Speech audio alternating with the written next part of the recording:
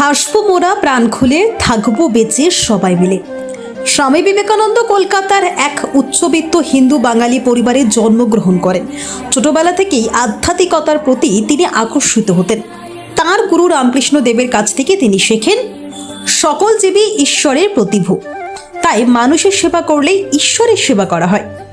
এই বাণীকে মাথায় নিয়েই হাওড়া জেলার দফরপুর গ্রামের স্বামীজি সংঘে মানুষের সেবায় নিজেদের নিয়োজিত রেখে পায়ে পায়ে ৭৫ বছর অর্থাৎ জুবিলি পালন করতে চলেছে। যে স্বামীজির নামে একটা সংঘ যে আমাদের এতদিন চলছে, এটা আমাদের পরম সৌভাগ্যের বিষয়। কারণ একটা জিনিস সবসময় মনে রাখবেন যে স্বামীজি যা চেয়েছিলেন, আমরা একটু আগেই বলেছি, সৎ মানুষ, বুদ্ধিমান মানুষ, কর্মঠ মানুষ, নিঃস্বার্থপর মানুষ এবং উদ্যমী মানুষ, বুদ্ধিমান মানুষ। সংঘের ৭৫তম বর্ষ উপলক্ষে সজ্জিত মণ্ডপ ও আলোক মালায় সুসজ্জিত হয়ে সাড়ম্বরে পূজিতা হচ্ছেন বাগদেবী।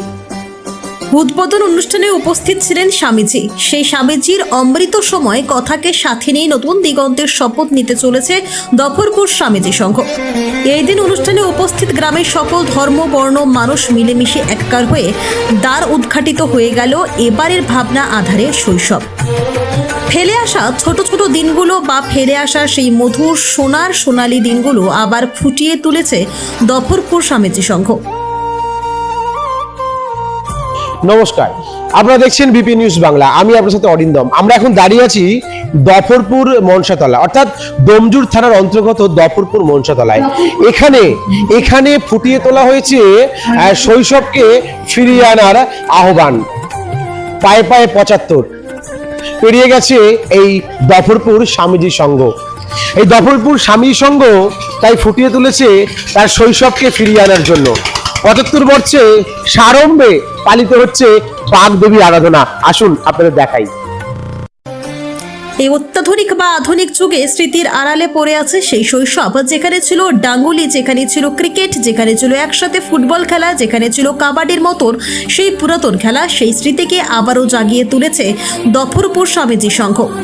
দেখতে হলে অবশ্যই আসুন এই দফরপুর স্বামীর সঙ্গে পুজো মণ্ডপে। ৬ দিন ব্যাপী অনুষ্ঠান চলবে। ২৭/১১/২০২৬ বর্ণাঢ্য শোভাযাত্রা সহকারে প্রতিমা নিরঞ্জনের মধ্যে দিয়ে দফরপুর স্বামীজি সংঘের প্ল্যাটিনাম জুবিলি অনুষ্ঠান সমাপ্ত হবে।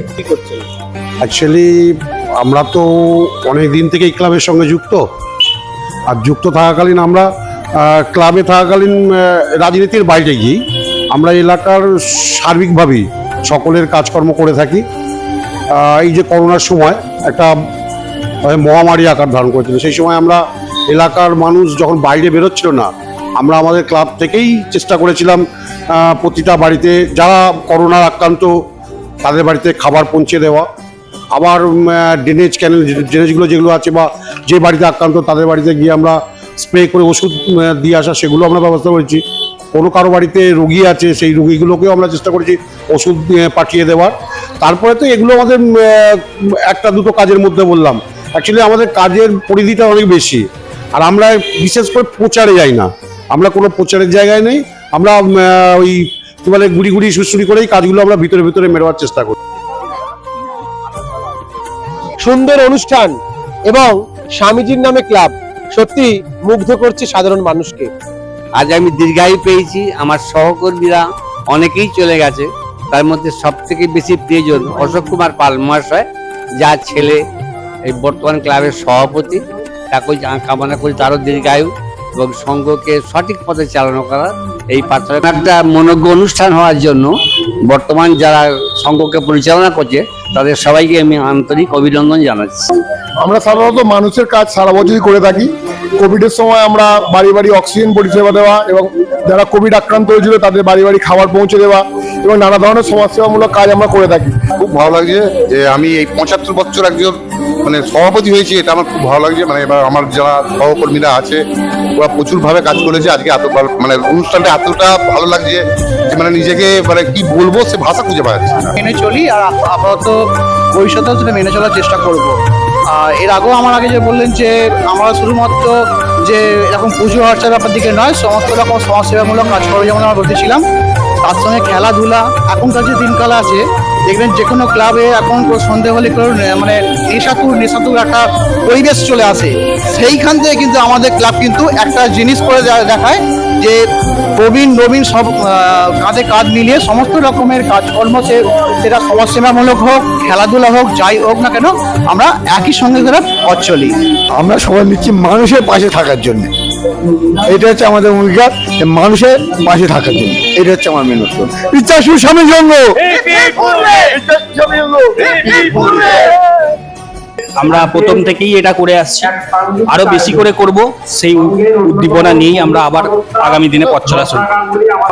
নতুন করে শপথ নেবার কিছু নেই, সারা বছরই আমরা থাকি, সারা বছরই আমরা মানুষের পাশে থাকি, সে নিয়ে এলাকার মানুষও জানে। আর এই টোটাল পরিকল্পনা আমরা 1 বছর ধরে ভেবেছি। বর্তমানে যে থিমটা আমাদের, বর্তমান প্রজন্ম যে মোবাইল নিয়ে পড়ে আছে, সেই নিয়েই থিম। আর শিক্ষণীয় ব্যাপার নিয়ে স্বামীজির সঙ্গেই সমস্ত কিছুতে এগিয়ে থাকে। আমরা যতটুকু জানি, মানে আমারও তো বয়স হয়ে গেছে, 60 বছর উপর হয়ে গেছে। হ্যাঁ, তখন এত বড় করে ছিল না, ছোট করে ছিল, কিন্তু তবুও প্রত্যেকের মধ্যে এত মানে মেন্টালিটি ছিল, এত সুন্দর পরিবেশ ছিল, সেটা অনেকটা হারিয়ে যাচ্ছে। তাও আমাদের এখন প্রজন্মরা চেষ্টা করছে যাতে সেটা ফিরিয়ে আনা যায়। ক্যামেরায় অমিতের সাথে অরিন্দম, বিপি নিউজ বাংলা। ধর্মসভার কর্ম আমাদের। নমস্কার। বিপি নিউজ বাংলা, ধর্মসভার কর্ম আমাদের। নমস্কার।